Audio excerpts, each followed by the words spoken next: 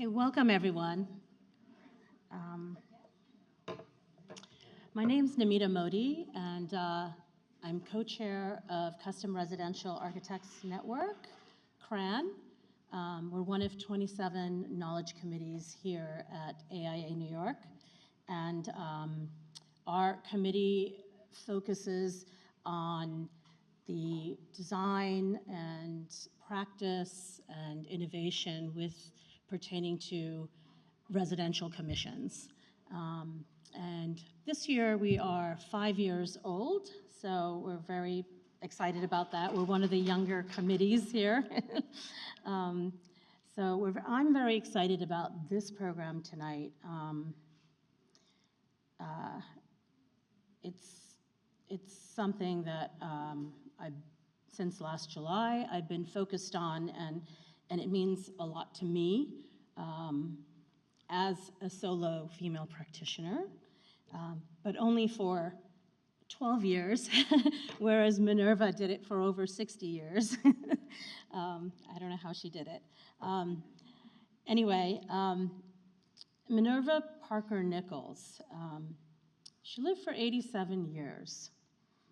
And she had a very long and interesting life, which more than 60 years of it she practiced as an architect. And then there was a moment in her time where she was really like at the height of her practice, and it was in the early time of her life, which is pretty interesting.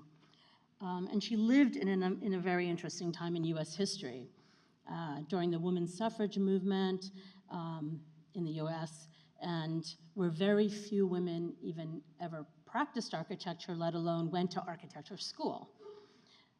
So this was, in the 1860s to 1900s. So she started her solo practice at 26, and she had a prolific body of built work throughout the United States.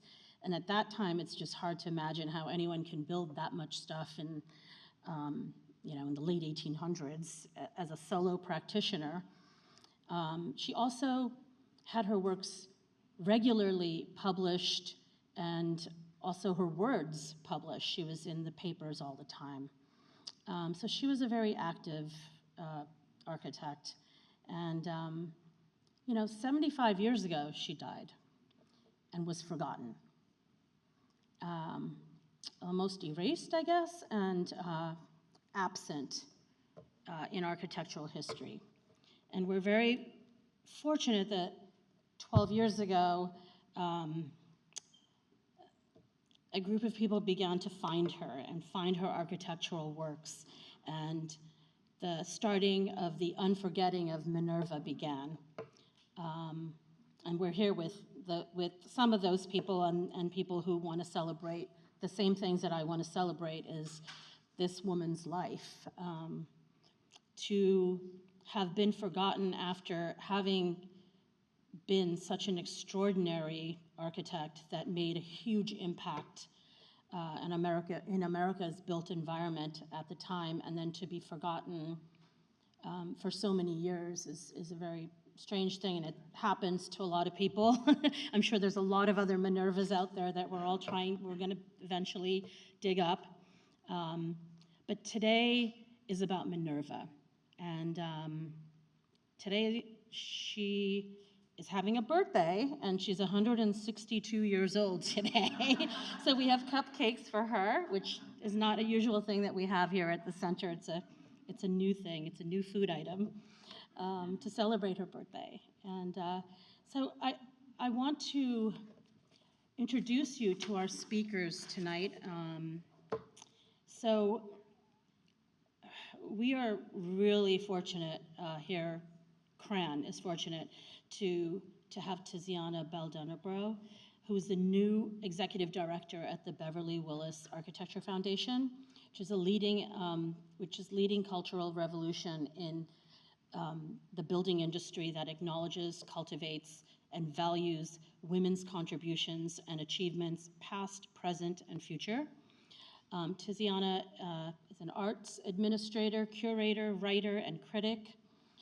Her practice focuses on emerging artists and designers and she's an activist in the effort to produce equitable cultural centers. She will be our moderator tonight, and this is her first time here as the executive director. So I'm so happy to have her here. Thank you for coming. Elizabeth Felicella is a New York-based architectural photographer. She photographs architecture and landscape with particular interests in public space and preservation. The treatment of photography as information through presentation and installation is a central aspect of her artistic practice. Her photography for Minerva's built works were part of the submission for the Historic Building Survey, which is now part of the Library of Congress. Then Molly Lester is a historian of the built environment with particular interest in ways that women have shaped the American built environment since 19th century. She's the associate director of the Urban Heritage Project at the University of Pennsylvania Stuart Weitzman School of Design, overseeing research, documentation, and engagement projects for the historic buildings and cultural landscapes. Her 12, I found out today, years of research on Minerva has resulted in 2 recent exhibitions of Minerva's works and recently published book, Minerva Parker Nichols, The Search for a Forgotten Architect. And the book is over here on the stand if everyone wants to take a look at it later. You can also buy it. And she's our presenter this evening. Kate Regev is an architect, project manager, historian, design writer, and educator with a decade of experience in the design, construction, and preservation worlds. She writes about architecture and design for publications like Architectural Digest and Dwell, teaches at Columbia in their historic preservation program, consults on preservation projects, and authors a historical column on the online publication Madam Architect. I want to welcome everyone here, and I want to get started with Molly's presentation so you can learn about Minerva.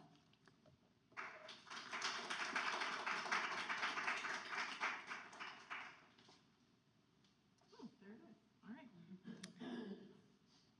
Hi, everybody. Curious, by the way, how many people knew about Minerva before you saw this program advertised? 2 people. All right, my work's cut out for me.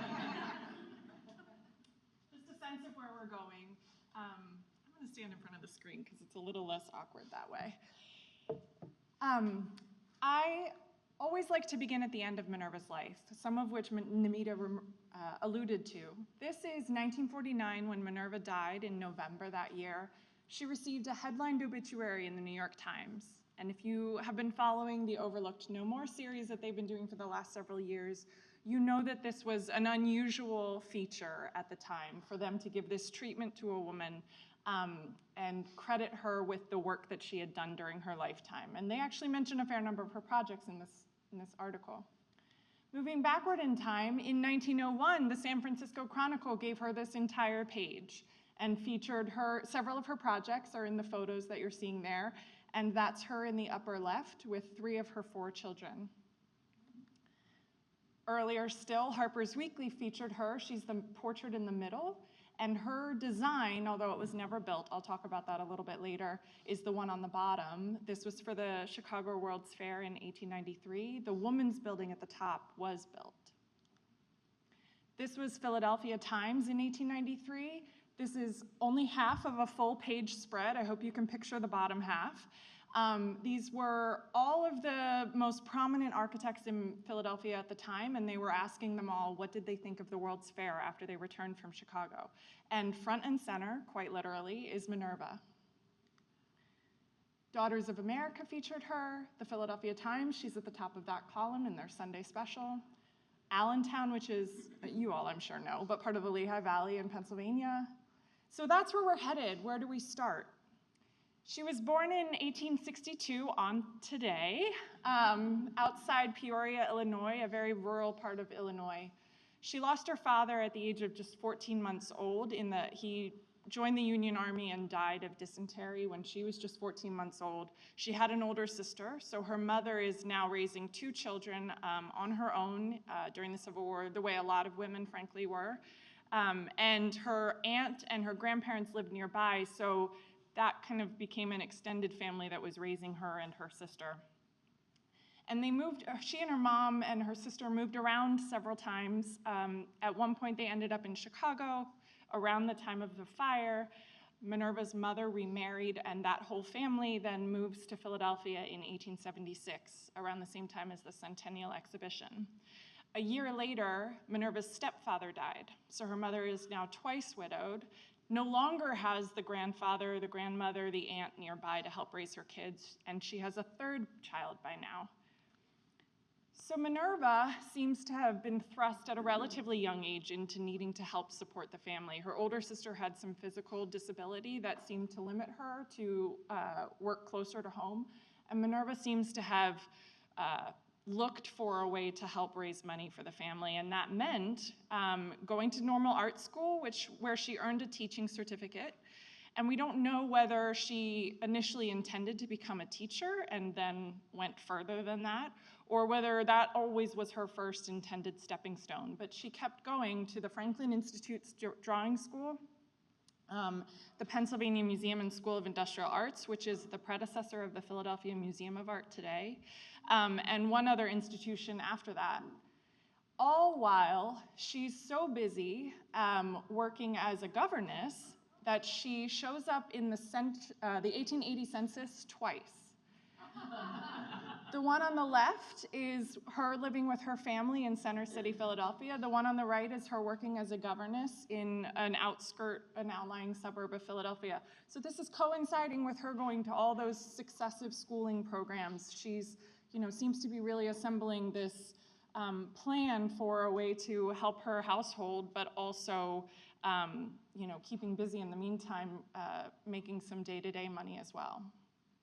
To give you a sense of context for the world that she's about to enter into and her schooling compared to other people's at the time, the way we think of architectural training today was not yet the norm.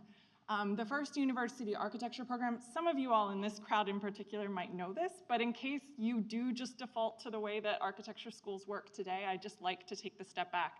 The first university architecture program was at MIT in 1865. Up till that point, and even beyond it for many decades, most people got their training in architecture by way of apprenticeships. So you'd go to some of the technical programs that Minerva did, or you wouldn't go to any of those programs, you would just entirely learn on the job with a builder. The first university architecture programs that did admit women, uncoincidentally, were land grant institutions, the ones you see there.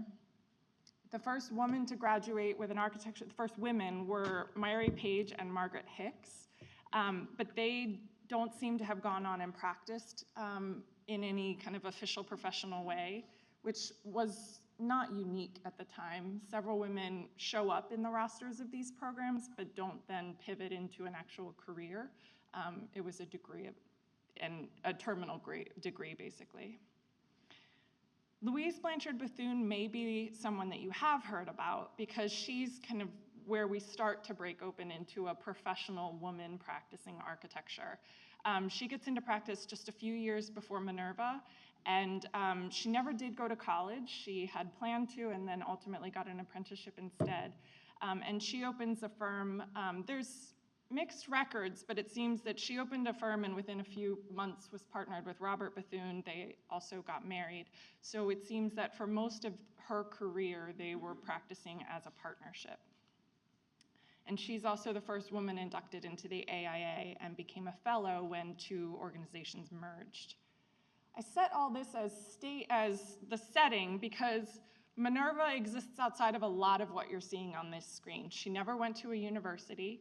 She never joined the AIA, and it's unclear whether she tried to and was rejected or whether it was just simply not the norm yet. And she and plenty of other people, male and female at the time, existed without ever needing to join the AIA. In 1884, she started working as an architectural drafter in Edwin W. Thorne's office, and he's very much of the builder kind of way of practicing as opposed to a more professionalized, formally trained type of architect.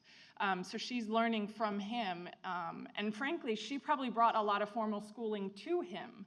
It doesn't seem to have been entirely hierarchical between the two of them because their skill sets really complemented each other instead of him, delivering all his knowledge to her. She had a lot more formal schooling and architectural styles and everything to offer to their partnership, quote unquote. So they worked together for a few years. She's a draftswoman on those projects. Her name is signed on some of them, but then others are, he's the leading presence for them. But a lot of these show up in the suburbs right outside of Philadelphia, which were just developing at that time. These were railroad towns that were becoming their own outposts on the main line of the Pennsylvania Railroad. And so Edwin and Minerva and several others are part of the class of architects and builders setting the tone for those suburbs. And I should say, by the way, just as I should have said this up front, I call her Minerva, and that's partially because it's a nomenclature thing. She marries at some point that I'll tell you about, and her name shifts, and so which way should I refer to her? The historical record obviously shifts as well. And it's always been a challenge in terms of how to talk about her, so my way is defaulting to first names for everybody else as well, so that it's not diminishing her compared to others. So I just want to say that because it can catch some people off guard. In late 1888 or early 1889, Edwin W. Thorne decided to move his office a few blocks from where it was in Center City, and Minerva stayed put.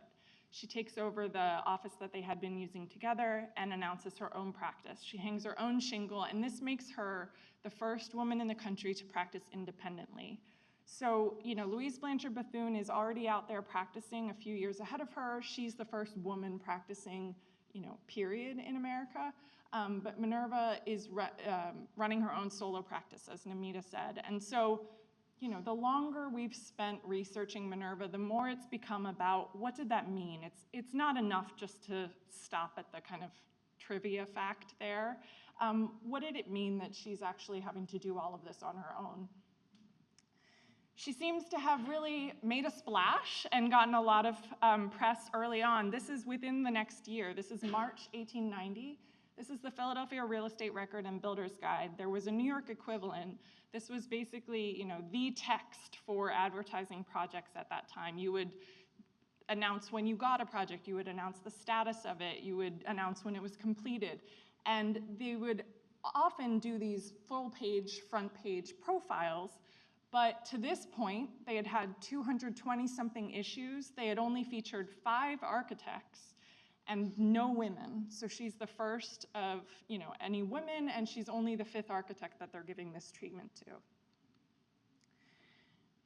I mentioned that she designed a lot in and around Philadelphia. This is obviously Philly, and the kind of clusters that you see out towards Ardmore there are train lines there. But it wasn't just Philly, her adopted hometown where she's practicing. This is a screenshot of a map, so that's why it's not very legible up in the Northeast, but we're talking about coast-to-coast commissions in many states. I don't know what the actual state count is, I should look that up, but over 80 commissions that we know about so far, and I have no doubt that that's an undercount because that is going off of a tenuous record. She specialized in residential architecture. She thought it was important that an architect should specialize. She saw it as on par with a doctor choosing to specialize. So for her, it was residential architecture. And there's a lot of associations there that we can talk about, we will talk about, I'm sure, in our larger conversation in terms of what did it mean for a woman to choose residential architecture if she was already really associated with the home. But Minerva had a particular lens for it that I'll get into in a minute. So to give you a sense of some of her buildings, and there will be more to come, but this is the one right outside Philadelphia that she designed for Millwood Justice and his family. This is in one of those railroad towns. This is in Oak Lane, which is on the northern part of Philadelphia before you cross over the county line, for Wallace Munn and his family. This is the house that she designed for Miss Mary Potts. Botts is just to indicate that there is a typo in some historic records, but it's Potts. And next door, she designed one for Mary Potts' sister. This is what that house looks like today. Unfortunately, the central turret is gone, but the house is still standing. Her house for Frances Jordan, again, right outside Philadelphia. This is actually a duplex. You can see it best in the roof now, based on the shingles that they've changed on one and not the other. But this is side-by-side houses that she designed for two sisters in the Germantown section of Philadelphia. And this is a house in Northeast Philly that she designed for Rachel Foster Avery, who was a leading figure in the suffrage movement. And this house, she commissioned Minerva to design so that it could be not only her family home, where she adopted a daughter before getting married, interestingly, and then subsequently gets married to another male suffragist. So it was intended to be that family home, but also a place where they could host suffrage meetings, because there aren't many public spaces that can, are willing to host those kind of gatherings. And so this house is near a railroad station, and it was meant to be a place where women could congregate for suffrage meetings. So I'll talk about this in a minute, but the spaces are purposely flexible to have both of those programs coexisting. So within those residential projects and several others that you see of Minerva's, you see that she, in her writing and then in her practice, promoted design based on light and air. She's being strategic about the placement of this literally curved window under the porch roof. It mimics that curve of the porch roof. To introduce light on multiple stories, that it's then bringing it daylighting into the foyer. This is right over the fireplace.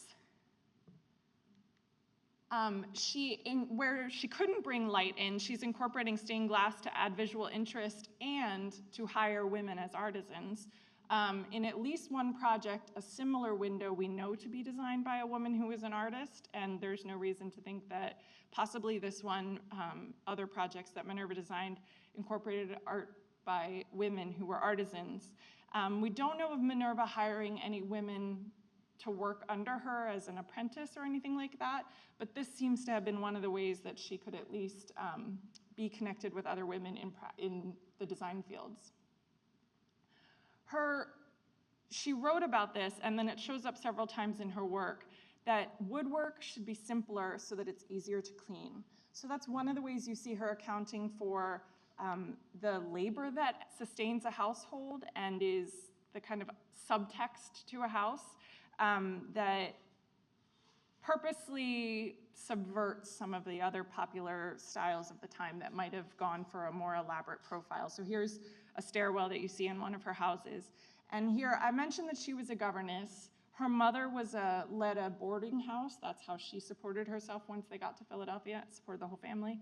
And so to know that Minerva has worked, quote unquote, below stairs in the house in Cheltenham and in her own mother's boarding house, I have to believe that that's, the sensibility that's coming into play here. She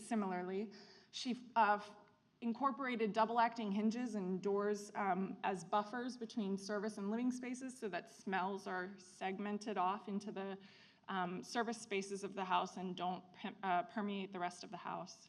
She's incorporating these thoughtful touches that are very cognizant of how the household actually works. She adjusted the height of steps for children's gates, so she had a measurement in her writing as far as if a house has children, the steps shouldn't be any taller than, I think it's 6 7/8 inches, because children's legs could navigate that easier than a taller step. Similarly, she wanted there to be open bookcases, so not only no locks on a door, but no door whatsoever, so that the books would be readily available for children. And all the better if there's a bench right next to it that's very appealing to then curl up with the book. She thought that that would be a way to promote education, from an early age. So she primarily designed residential commissions. She designed several dozen of those. But we also see 4 women's clubs in her portfolio. And these were an emerging movement in the late 19th century, kind of an equivalent to the fact that suffrage meetings needed a place to gather. These weren't necessarily on their own political, but there was a lot of overlap between who's joining a club and then who's also involved in suffrage. But these tended to be places that prioritized, education. They would have lectures and kind of self-education type movements and fundraise for civic causes. They would have event spaces for that kind of thing. So these are often downtown facilities that before this didn't exist for women to gather and in some cases stay for a while. So Minerva did 4 of these, one of which was in Philadelphia. It's no longer standing, unfortunately. This is the one in Philly. The one in Wilmington, Delaware, which was a sister chapter, is still standing. It's a children's theater today. And in these, you see some of the, these were club houses. So it's not a coincidence that you see a lot of the same principles from her residential work kind of blown up to a slightly larger scale, because these were the homes for those clubs. So in addition to everything that I already named, she's creating spaces, some of the first spaces for women for their own exclusive use in these cities. This was, I mentioned at the Rachel Foster Avery House that the program needed to be flexible. This was how she often did it. She would have, in this case, this is from the Delaware Children's Theater. These are huge pocket doors. And when they're open, it's a large, great hall type space. When they're closed, they're more intimate spaces. So this shows up in the smaller residential projects where at Rachel Foster Avery's house, you've got the living room basically can become a meeting space, or it can become just the day-to-day living spaces. But it also shows up in these larger clubhouses for a larger group. These, again, had complex programs where meetings are happening here, civic organizing, the type of classes and lectures that I talked about, but also the kind of auditorium spaces that let them hold their own programs, fundraise for their own causes, welcome guest speakers. So these were large spaces kind of buried within these larger clubhouses. And then upstairs, hotels wouldn't welcome women for the most part at this point, especially not without a chaperone. So these were bedrooms and sitting rooms where people could stay overnight if they were lingering in the city. This is the third of her 4th clubhouse, was the Queen Isabella Pavilion for that 1893 World's Fair. And there's a longer story here that I hope becomes a mini-series someday. So there's more to the saga than I will say. But Minerva got hired by a women's club, the Queen Isabella Association, that had formed to try to make sure that Queen Isabella was as much a part of that fair's storytelling as Christopher Columbus, because they saw her as the one that had helped dispatch Christopher Columbus to the Americas. Now, even at the time, there was discussion of, is she the best person to honor given the Spanish Inquisition and everything? But that group had formed and wanted to build a pavilion and wanted to build a statue in Queen Isabella's honor. And so they hired Minerva, and this was the design that she drew for them, and we also have the plans. But there was a lot of politicking between that group and the board of lady managers that was overseeing the design for the women's building at that same fair. And so essentially in a lot of politicking, the Queen Isabella Association got pushed out of the fairgrounds. They had to settle for a smaller site. They had to scrap Minerva's design and build something smaller. And for the women's building, Sophia Hayden won the competition for that. She was fresh out of MIT, fresh out, and won the competition, but it was her first on-the-job experience whatsoever. And she, reading between their lines, there's a more complicated story, but she had a breakdown, was the way it was classified at the time, and basically fled the whole project, and the newspapers pounced on it as justification for why women should not practice architecture. Minerva comes to Sophia Hayden's defense and writes her own editorial that gets published and frankly received very glowingly, which was kind of a pattern for the way she was treated by her peers, and I'll have more quotes to that effect.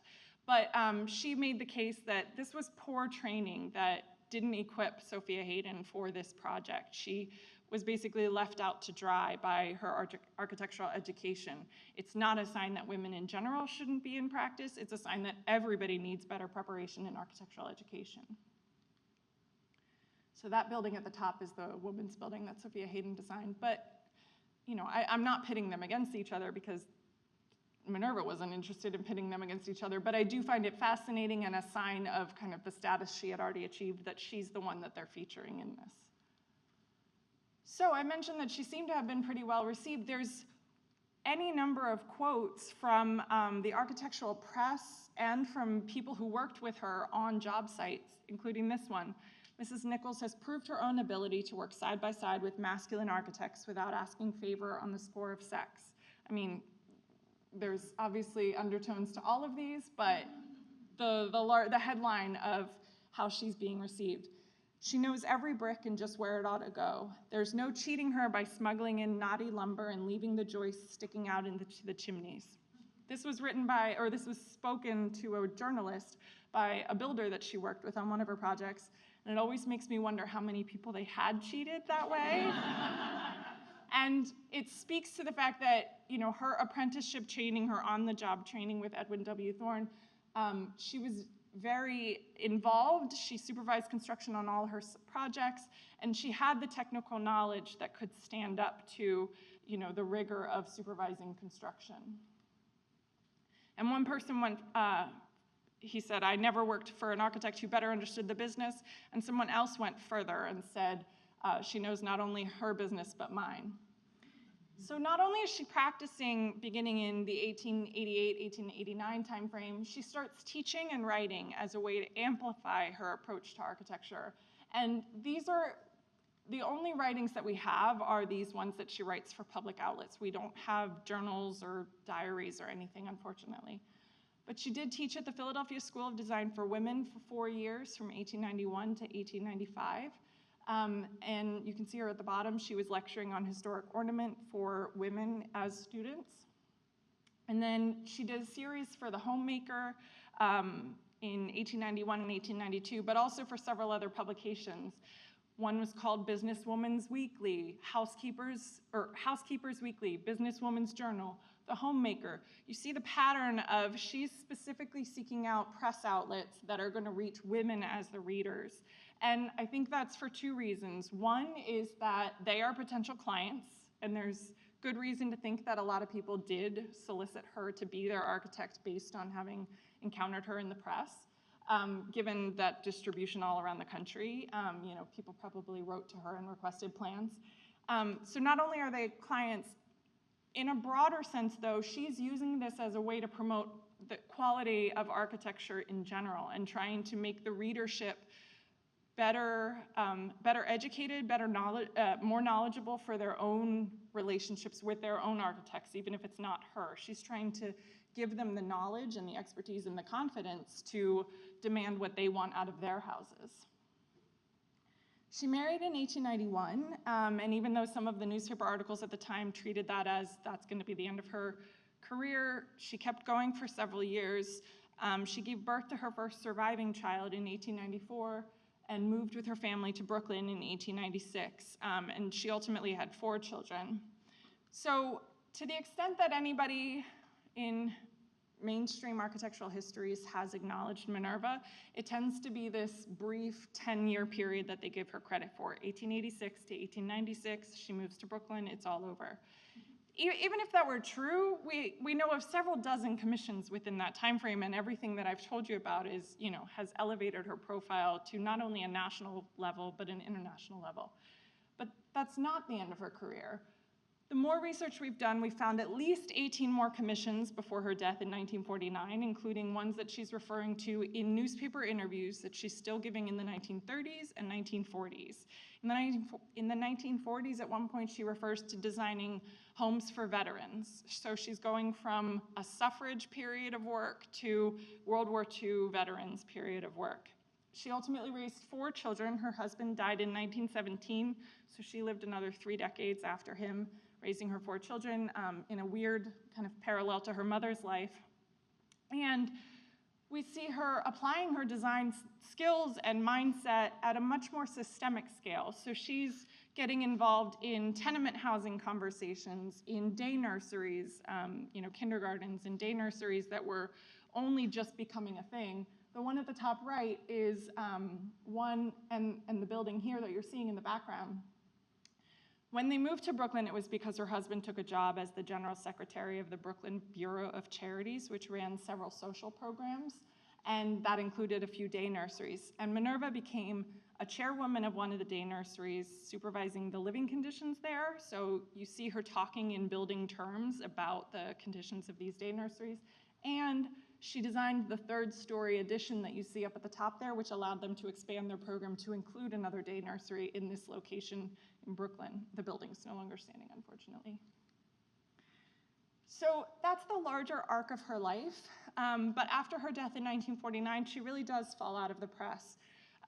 During her life, we have found over 660 mentions of her in newspapers all around the world, including Jamaica, France, New Zealand, England, and other countries. During her busiest year of work, 1890, she was mentioned on average somewhere every third day. That's the level of renown she had during her life. She dies in 1949, and without her around to speak for herself, her profile falls off a cliff.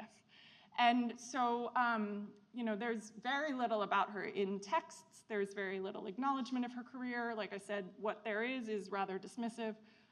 So there's, as of the last several years, been kind of a reconstructive effort, let's say.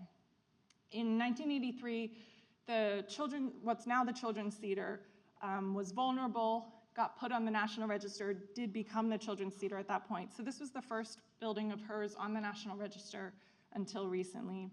In 2017, I nominated the Rachel Foster Avery Home in Philly to the National Register, and then I have a website about her if you're interested, and a podcast. But the more intensive, exponentially deepening work that's happened is the last several years. Elizabeth and I and two of our colleagues from Penn worked together to put on an exhibit at the archives at Penn last year, and the accompanying book for that is the one that's on display here. And for that, I don't want to tip the hand too much to things that Elizabeth and I will say in the panel, but I do want to say we took it as our mission that this work was to create an archive in the absence of one. That Minerva, we're not working from nothing. The family has kept a lot within their papers, and there were a few scattered things, including at the Architectural Archives, even before we started, but a fragment of what she had created during her life. And so it required new photography in order to fully document all the surviving buildings that we could find. So I put Elizabeth on the spot, and here are some action photos. But we went to as many extant buildings as we could. This is inside the New Century Club in Wilmington. And took the photographs that you see on the left are in conversation with archival materials in these cases and on the walls. This was up for several months last year at Penn.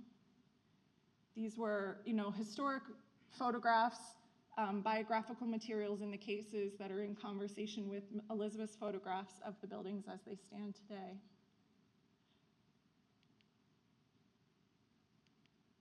Yeah, and then the book is the lasting record of that and a form of the archive that we are hoping is part of the conversation about Minerva going forward. So, this is where I close, but I always like to put in a plug. Minerva's buildings are, for the most part, privately owned and well stewarded. We've met many of those homeowners by this point, but I do like to put in a plug for the 3 that are owned by nonprofits because you can support them and the work that they do to maintain these places, so there are 3 of them. So if you want to donate to Minerva's larger work, that's one way you can. And I'll leave it there and we can have a conversation.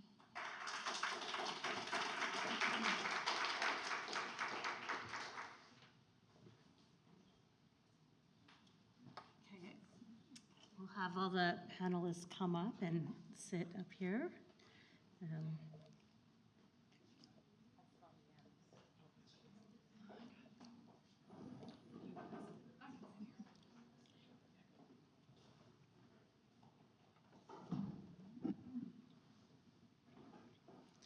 All right. Thank you so much, Molly. That was such an incredible and beautiful introduction to a woman's story. And hopefully our questions start to delve into that a little bit, but also talk about the contemporaneous understandings that we can draw from her story.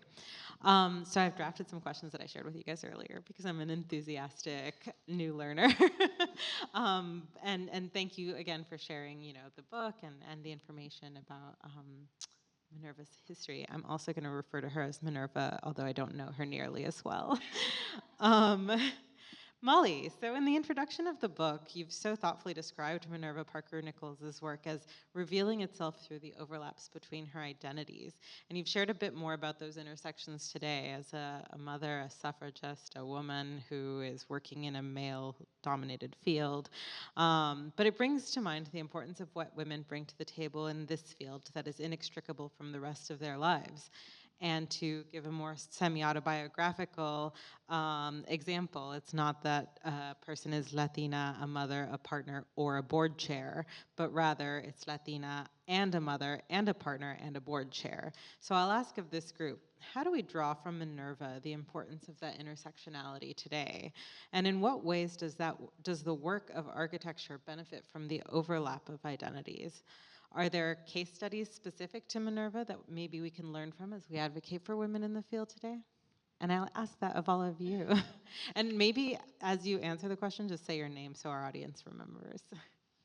Sure. I'll answer first from a Minerva-centric perspective, and we can widen. I do think it's important to understand Minerva based on the overlaps and not segment. And that was intentional for us throughout, that the exhibit and that the book not kind of fall into some of the same traps of a typical monograph that treats it as you can leave something at the office and then go home.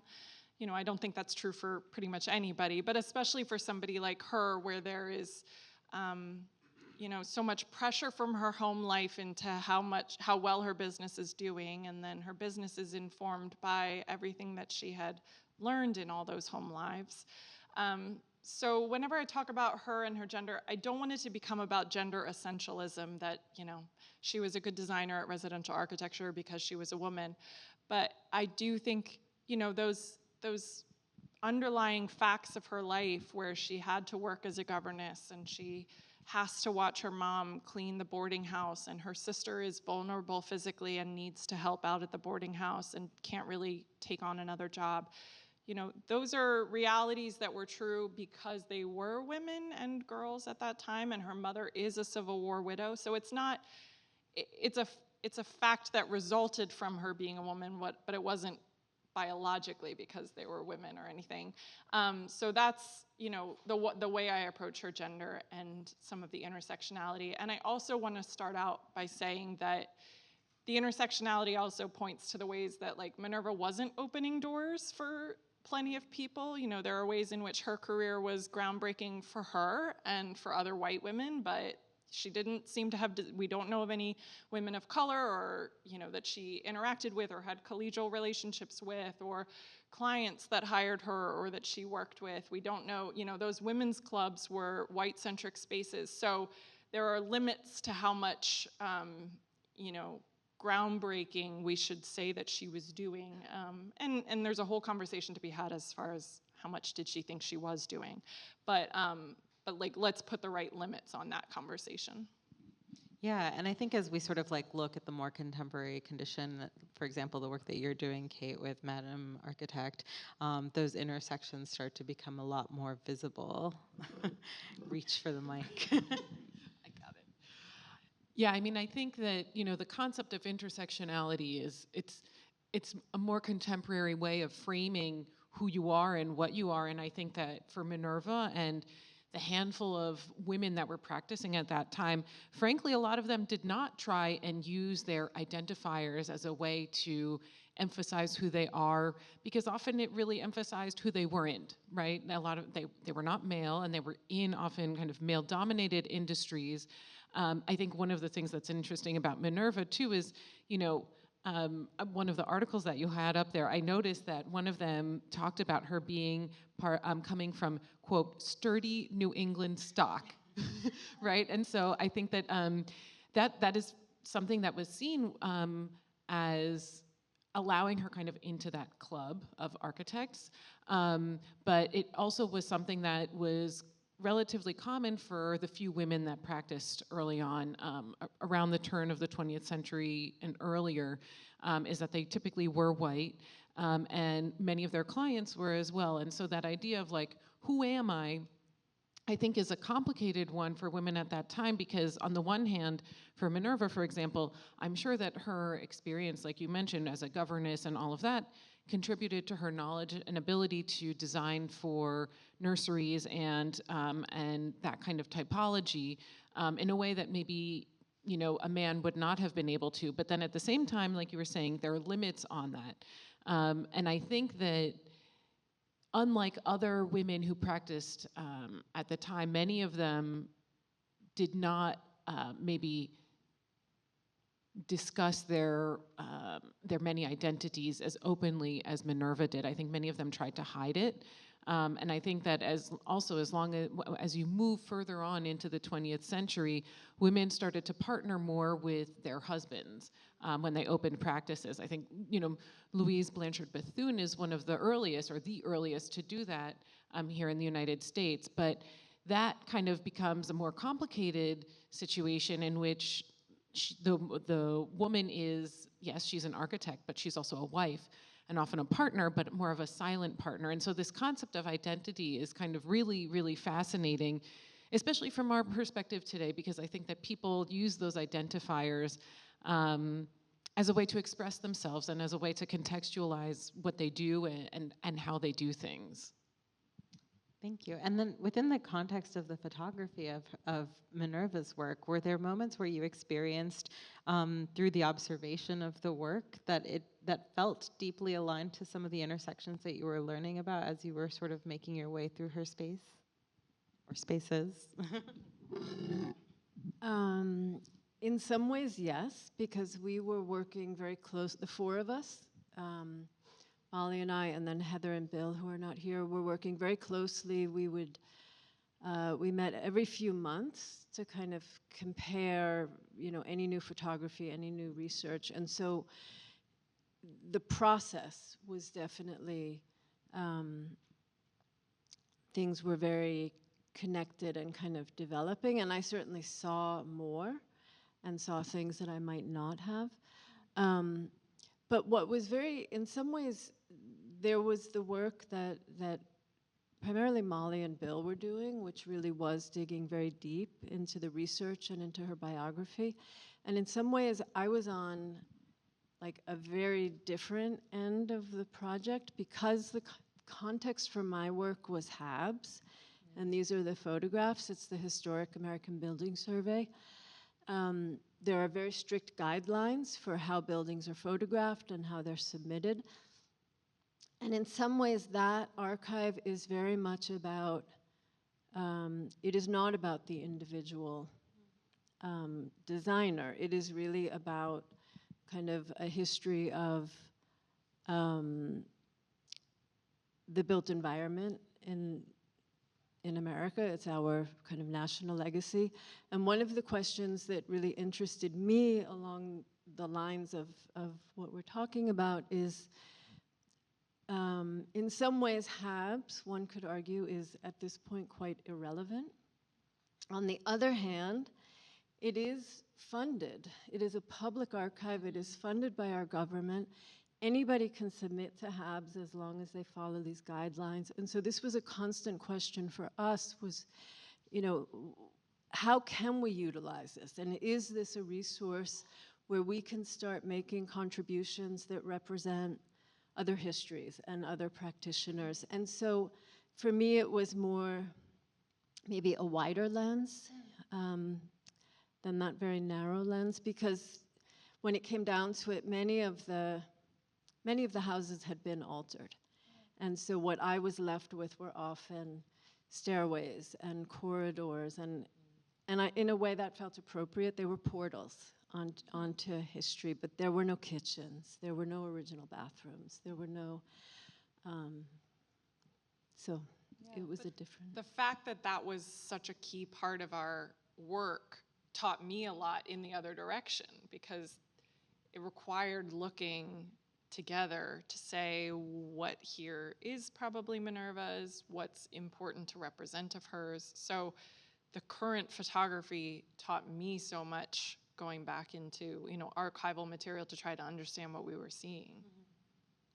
No, I mean, I think that's such an interesting approach to working, where you're working in tandem with what is left. And it kind of leads me to my second question, where I'm asking, part of the work that everyone here today is reigniting the memory of, in this case, Minerva, but in my case of Beverly Willis, of Ada Huxtable, of all of these other women who are trailblazers in the field.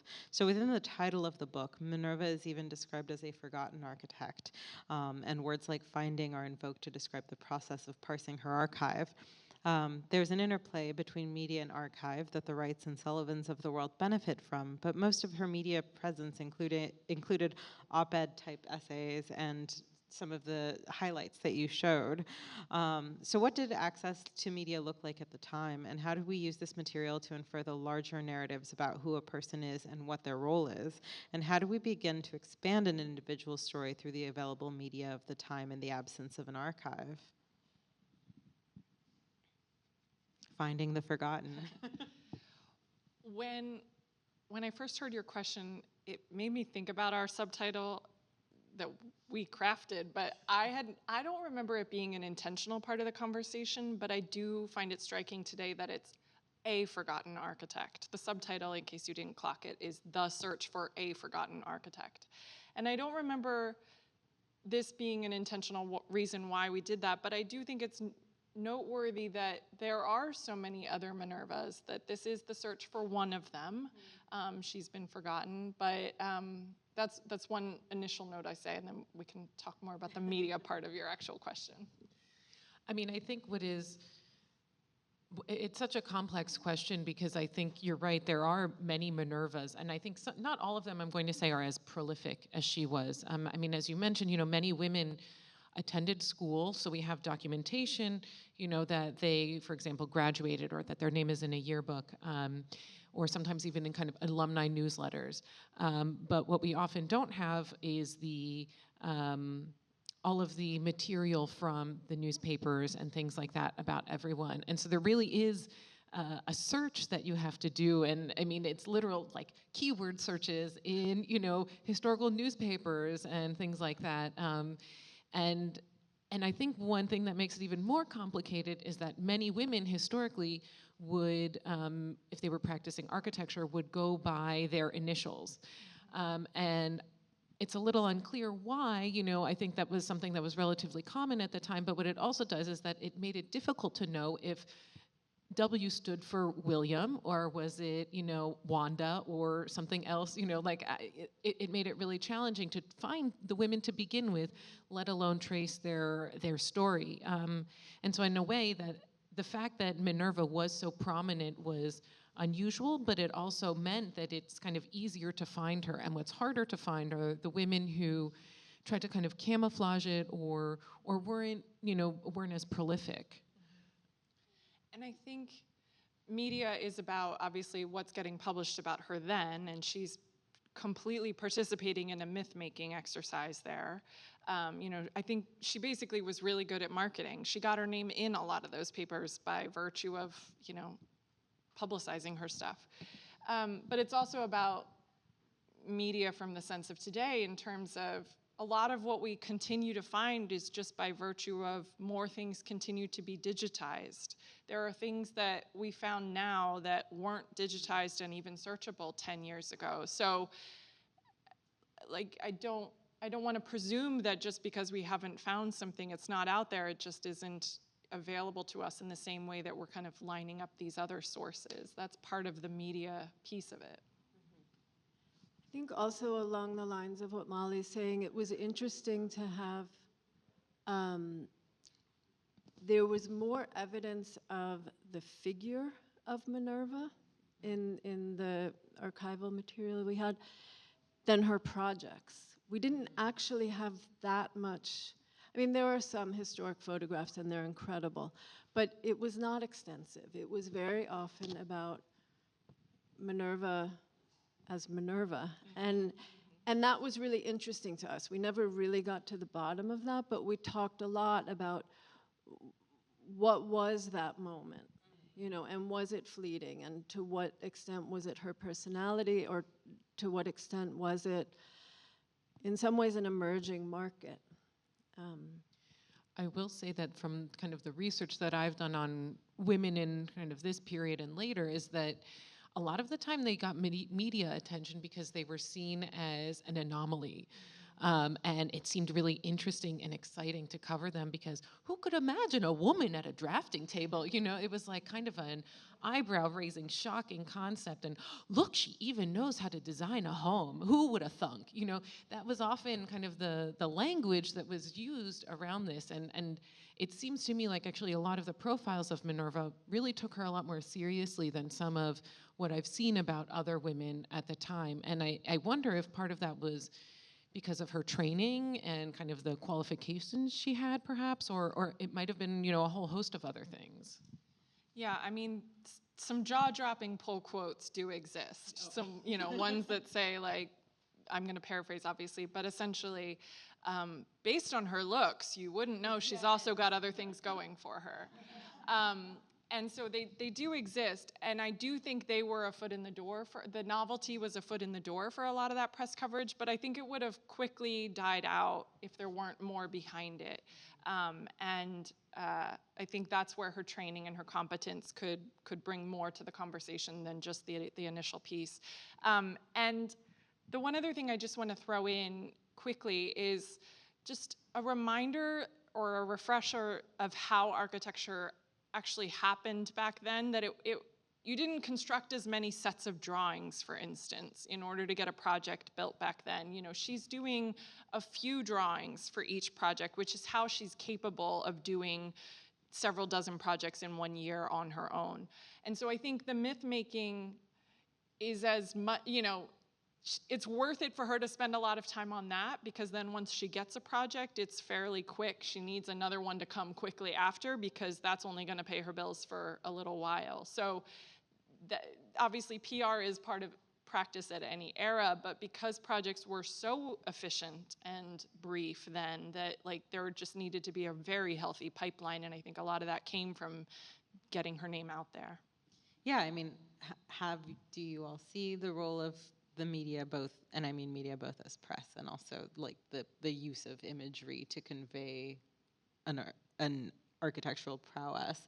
Have you guys seen that role evolving or changing in contemporary time versus how Minerva's situation was sort of operating? Is it still the same condition, or where is the evolution? I'm a historian first and foremost, so I will absolve yourself from the There certainly wasn't, I mean, today it is typical that a project is finished and it's documented extensively, and the hope is that it's published. I mean, obviously that more and more of that is online, but there are these kind of comprehensive documents of a project. The idea being that you can't go back to that project later, say with a future client. I think in Minerva's case in particular, that was maybe a little bit different. She was often working, a lot of her contacts were from the women's clubs. A lot of the people she was building for, they were of a community. She was, I think, probably getting work through this very immediate network. She was also working with developers, which is different, but in some ways, our decision to work with HABs, rather than adopt a model that would approach these projects the way architecture might be approached now, as a, you know, in thinking about media, was to really emphasize the architectural piece of her story and not try to recreate something that might, I mean, today it would be in a shelter magazine, or a, you know, to not, it was very interesting to see who lived in these houses and how they're living, but that really wasn't our project. And so in some ways we, you know, we adopted this, which is a very limited set of, a very limited frame, visual kind of language. Yeah, I guess I think that some of the similarities, though, that I see between Minerva's networking and kind of marketing mind and the way things are still done today is that it sounds like she was very strategic about the publications that she would reach out to. And publications today are also, really specific about their reader. I mean, in the architecture world, Dwell won't publish the same thing, for example, as Architectural Digest, because their reader and their kind of their ideal person are different, and the photography reflects that. And Habs, I guess, from my perspective, also as a preservationist, historian, architect, whatever, is that, and I've worked on Habs projects, is that they're seen, or they try to be very neutral. And so the photographer that I worked with on a Habs project would try to kind of not to show the building in the sexiest light, right? Like an architect might try and do in order to get into, say, architectural record. And there's kind of that neutrality that I think you get from documenting a building as it is today, as you find it, as opposed to what you would see in some of the magazines. And I think what's interesting too is that a lot of, I guess it has to do also with, the prevalence of photography now versus back then, but a lot of the articles about her, it seems to me like, are about her. They have the image they show is a portrait of her as opposed to one of her, latest buildings. And I think that's a really interesting piece too, because how many of us, have really seen a portrait of some of the famous architects of today? It's really about their buildings, and that's kind of an interesting contrast. I will say, when she is writing for those pieces, she makes a point of including her drawings, especially in the Homemaker series. She would choose a project for each piece and use it as a jumping off point to say, here's what you see in this design. And in the language of her writing, if I mentioned in the presentation, she's trying to kind of educate the readership. It's true that the photos today might be sexier, but she truly did put it in the language of French novels will seem dull compared to when you know how to read an architecture plan. And so she's trying to make it as sexy to them as it felt to her, and then help them understand what they're looking at. So she's including her own plans kind of in more ways than one. That's fascinating. I hope we're all at that level. Somebody can get a tattoo with that. Yeah.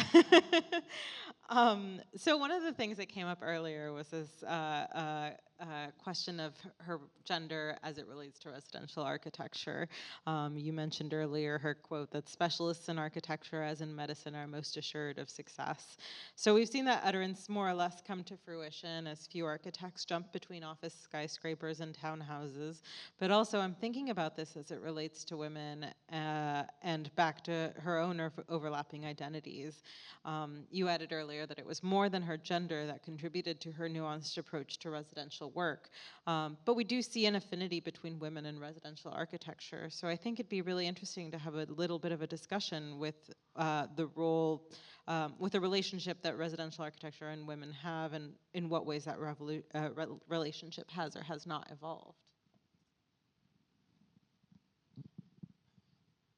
I think this is a really challenging question because on the one hand, I think that early female architects were kind of ushered in, if they had to study architecture, they were kind of ushered into residential design, or maybe, more interior decorating, I think is how often people like to frame it.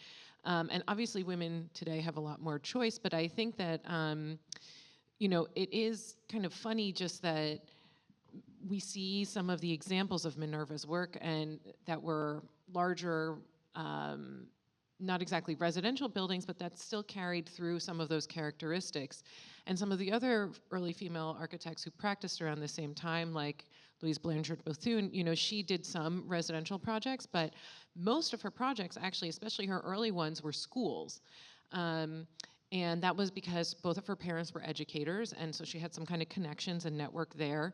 And so it's funny that in a way, people often said, if women are going to be architects, they should only work in residential, and yet we have several early examples where they were doing other types of projects. I mean, and then you also showed Sophia Hayden's women's building at the Columbian Exposition in 1893. And so there are some really prominent examples, and yet when you start to learn more about women during this kind of early time period, it either tended to be that they ended up doing smaller scale projects, maybe because on the one hand that also was something that a smaller office could do, just one person, but also a lot of garden related and kind of landscape architecture schools started to open up after the turn of the century that were specifically for women too. So kind of expanded a little bit too into not just the house, but also kind of the outdoors and landscape as well.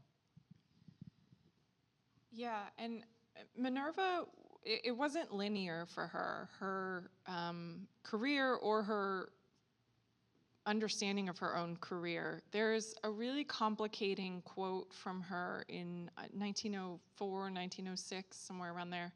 And by that point, or around that point, she had 4 kids. And there's a quote where it was in one of the women's clubs that she joined once she got up here to New York. And there's a quote recapping that meeting where they were talking about women having professions. And she's quoted as saying, unless it's absolutely necessary financially, women shouldn't have professions. And, you know, we kind of came to that quote a little later in the research, and it throws a real wrench into everything we've done and how we think of, like, you know, so much work has gone into, well, so much learning has come from everything we know about those later decades now. But then to understand the ambivalence that might have emerged a little bit once she has 4 kids that she's trying to raise. Her husband was ill for many, many years, basically, before his death. And, you know, norms also being what they were, I think there was also like a period of backlash that she's adopting for herself. So I also just want to inject that into the conversation because, I mean, having said that, despite that, she still did projects, like I said, practically up to her death. But it's hard to understand how did she just think it was absolutely necessary all of that time? Or did she kind of come back around to thinking it was a purpose again? I want to leave some time for a Q&A, but I have one final question about relevance and contemporaneity.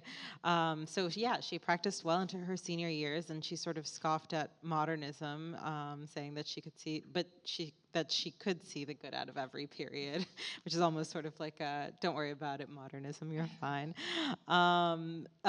There's a whole larger conversation about eras, but I especially think as it pertains to her work across eras, what did prompt her to keep working, even without recognition, and what accounts for her staying power in the field? And more contemporarily, in an era of burnouts and crashings, how do we find our inner Minerva?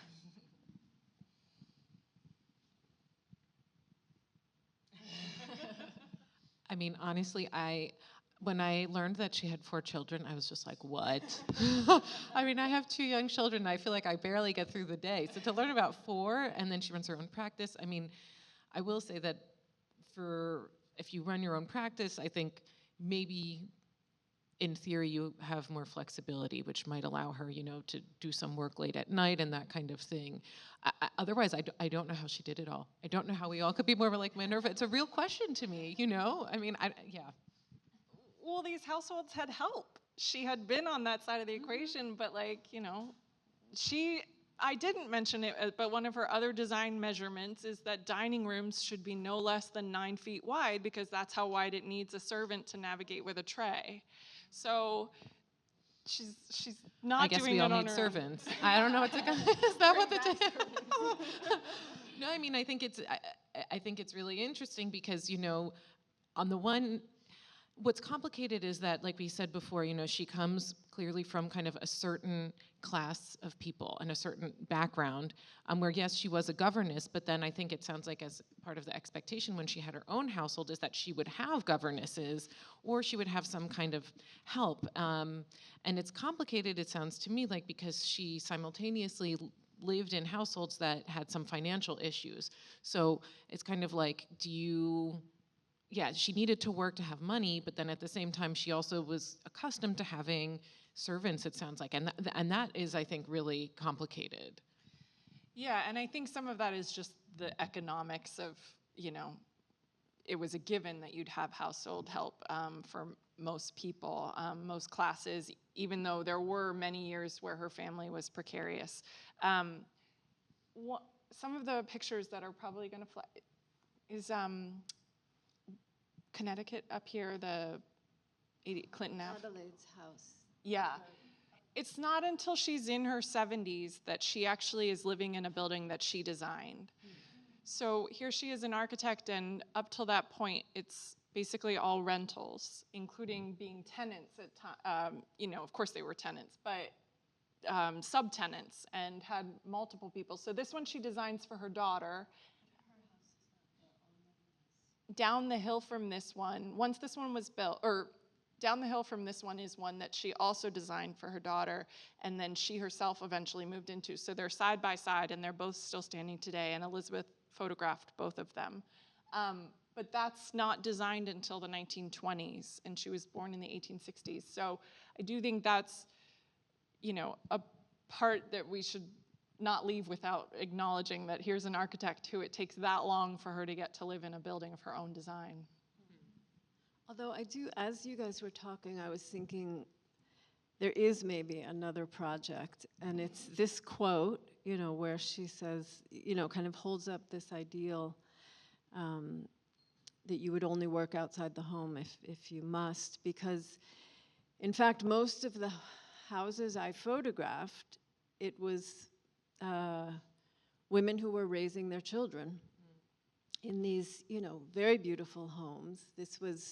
Most of these homes are on the main line outside Philadelphia or in Fairfield County. And so, there is and we haven't really gone there tonight, but it was something we really tried to understand as we were working through the project. There is class is a big part and real estate and development and the suburbs and these models of family. And so even though we were focusing on the figure of Minerva and of the mother, it really is the family unit. And this was, it was interesting to see that certain ideals still hold, although maybe not as comfortably as one would think from the outside. It was being in these little worlds was quite, it was interesting. I hope, there's one audience question already. I can't pull this. Oh, thank you. This is really great. Super interesting. I have like 20 questions. I'll keep them short. Well, first I'm going to say a little anecdote. So I graduated Yale in '89, School of Architecture. We were like 20% women. Cut to 2012, and Claire Weiss and a bunch of other people organized an alumni reunion for the 30th anniversary of this Women's Award. And I was one of the invited speakers. There were about 30 of us, maybe 35 women. And I realized at the end of the day that out of those 35 women, or however many, only 2 of us were in practice by ourselves. I was one, and somebody else. Everybody was in practice with their husband.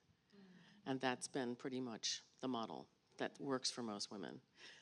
Aside from that, I have a couple of questions. One is, I would love for this to come to New York, the exhibit, if it's of any possibility, if it's going to travel, if we can travel existentially. But the other thing is, how did Minerva think of herself as a woman, as an architect? Are there any writings where she had her own consciousness, not about being an outlier or weirdo or any of it, but like literally her own? Was she just sort of like blank to it and just working, or did she actually have her own embodiment of an idea of what it was to be a female architect?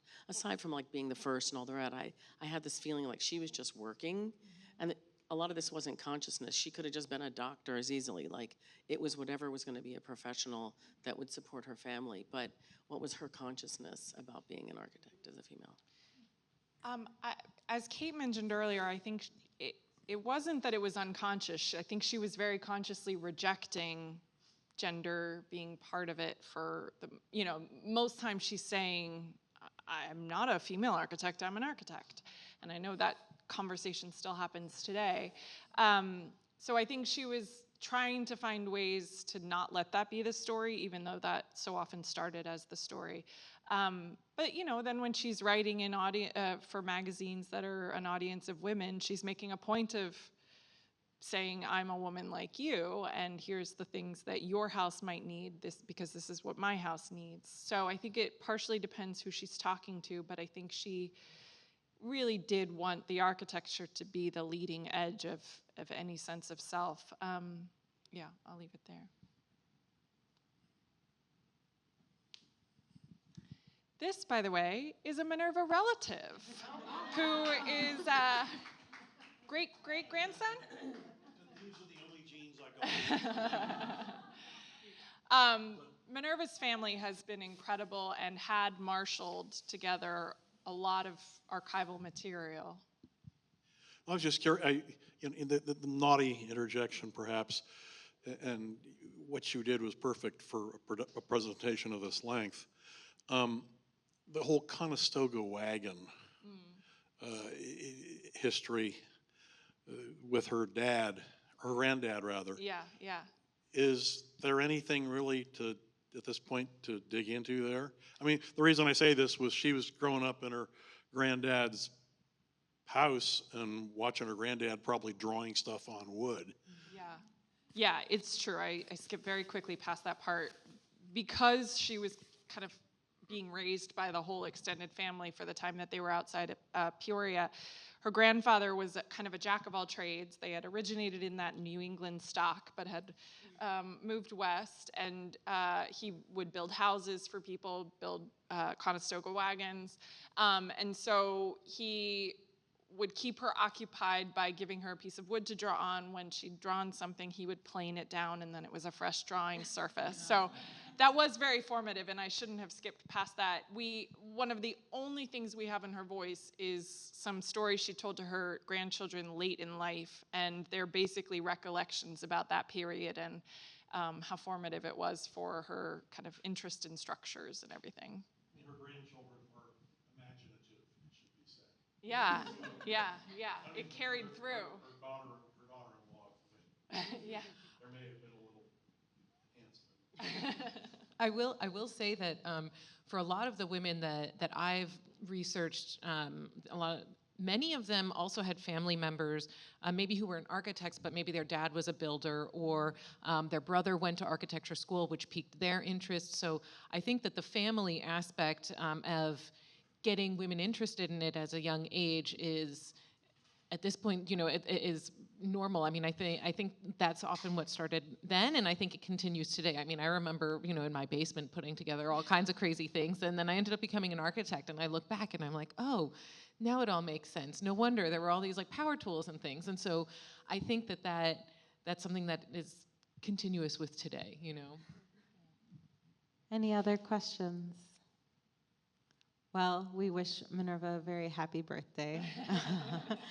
And thank you all so much for joining us here today. There's some light refreshments. Thank you, Namita, for the host, and Cran in general for hosting us today. Thank you so much. Thank you all for coming.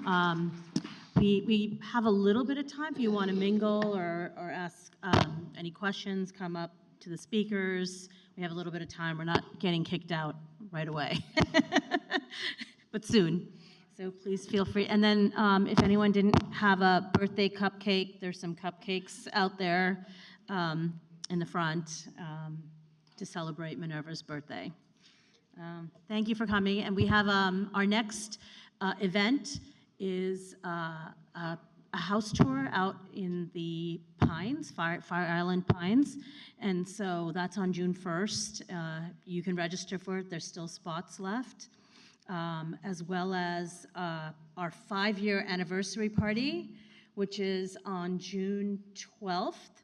And it's at Dom Interiors on Crosby Street. So it's a big party. Everyone's invited. Sign up. I think the registration just went up on our webpage for that. Yeah. Thank you. Thank you for coming.